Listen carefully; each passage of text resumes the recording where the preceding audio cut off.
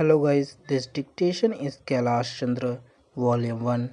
Transcription for dictation speed is 80 words per minute, starting in 10 seconds left.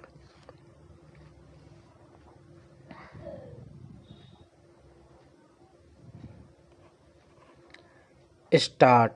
Sir, the Essential Commodities Act was passed 5 years ago, and when the minister yesterday came with an amending bill, we accepted that he could give us a brief report on the working of this measure for the last few years. But unfortunately, we are kept in the dark in regard to the exact working of the act and the nature of the difficulties the minister is facing, sir.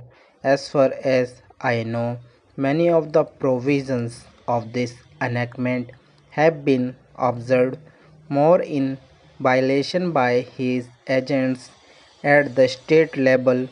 The food minister may be very honest, may be very able, and may be very anxious to see that the various provisions of the Act are implemented in the most effective manner at the state level, but unfortunately, his agents at the state level are not equally enthusiastic or equally anxious to observe the provision of this enactment. The most important objectives of this enactment are to control the supply and distribution of commodities and to maintain a stable price level. In regard to both these aspects, I am afraid that the government has failed to release the objectives in view. Some time past, when there was a scarcity of food grains, attempts were made to make procurement from certain wholesale merchants and from rice mills. In my own state, I know of many instances of such procurement where, after making known that certain things had to be done and certain steps had to be taken by the merchants community, nothing was done later on by the government.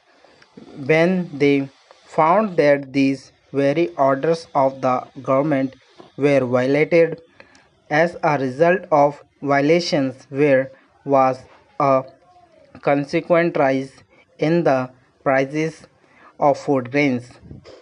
In respect of other commodities like iron and steel, paper, etc., we see a lot of speculative activities, but the provisions of the Act have not been brought to bear on them.